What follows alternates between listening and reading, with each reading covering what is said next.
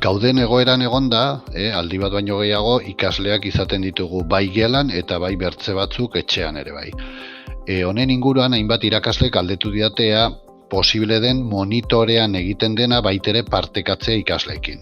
Horretarako Meet bat egiten dugu eta Chromebook bat erabiliz iShare programa instalatuko dugu eta horren bitartez bai Chromebookan egiten duguna partekatuko dugu eta baitere monitorean egiten ari garena.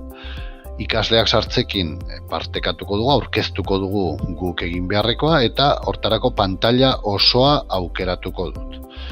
Hor goitian ezkerraldean ikusiko dugu ikasleak zer ikusiko duen gu partekatzen ari garelarik. Gogoratu, pantalla erdian dagon txintxeta horreri markatzen badu ikasleak hobeki probestuko duela pantalla osoa eta gauzak hobeki ikusiko dituela. Gu hasiko gara partekatzen irakasle bezala eta ikusten dugu nola ikusten duten. Beharra dugularik pantalla interaktiboan egiten duguna partekatzea iShare programa zabalduko dugu eta urdinari emanez pantalla osora jarriko dugu eta hemendik aurrera pantallan egiten dugun guztia ikusiko du ikasleak ere bere etxean. Idazten badugu zerbait pantallaren softwareakin ikusten dugun bezala ederki ikusten dute etxekoak ere. Ez dugularik behar, txikituko dugu urdinatik berriz ere eta minimizatuko dugu gure aurkezpenarekin edo Chromebookan erakusten ari garenakin jarraituz.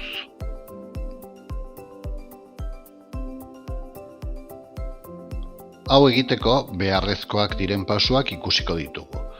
Komeni da eskolako monitoreak ongi konfiguratuak egotea. Multiklasek iShare programa erabiltzen du, bertan sartuko gara eta hor ezkerraldean ikusi dezakegu bere IP-a. IP bakarra dute monitore bakoitza badu bere IP-a.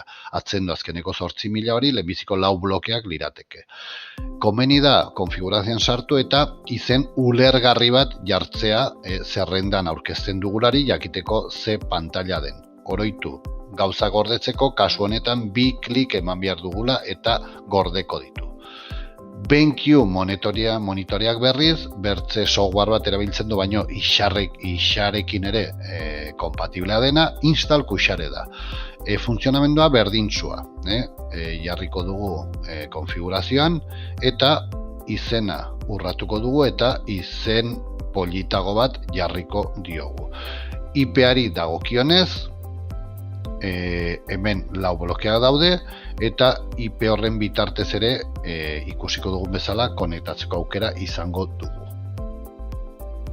Urrengo pausua Chromebooka kable bitartez monitoreari lotzea izango litzateke. Horretarako 2 kable beharko ditugu, HDMI bat edo HDMI USB-C segun eta ze Chromebook erabiltzen dugun eta impresorako kable horietariko bat taktilidadea emanen diola, hau da kontrolatzea monitoretik Chromebooka.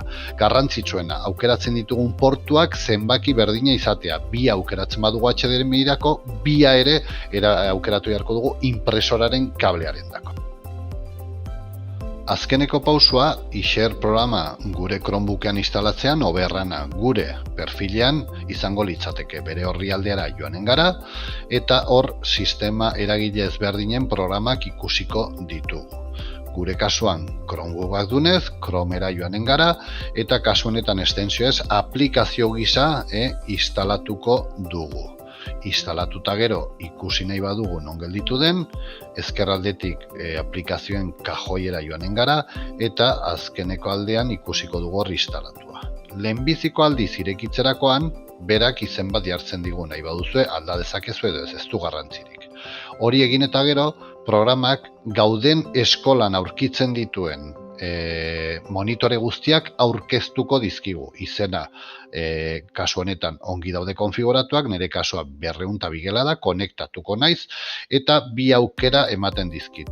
Nire helburua eskolan etxean dauden ikaslei erakustea baita, TV Mirror aukeratuko dut. Horrela, monitorean egiten dena nire Chromebookan ikusiko dut. Haunditu nahi badut urdinari eman eta horrela hobe pantalla osoa probestuko dut. Hemendik aurrera monitorean egiten dituzten gauza guztiak nire Chromebookan ikusiko ditut ere eta ondorioz Meet bitartez nire ikaslegoarekin partekatuko dut. Ez dutelarik behar, egiren dut itxi, txikituko dut urdinetik berriz ere eta minimizatuko dut.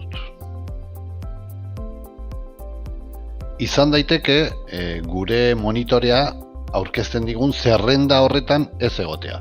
Kasu horretan jakin behar duzue, monitore bakoitzak duen IP-arekin ere konekta dezakegula. Aurrean ikusi dugu nondik lortu IP hori, IP-a hori idatziko dugu marra horretan, eta gezian klik eginez konektatuko gara gure monitorera.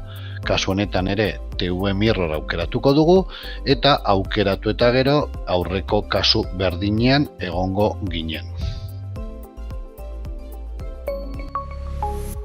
Gobierno de Navarra. Nafarroako gobernua.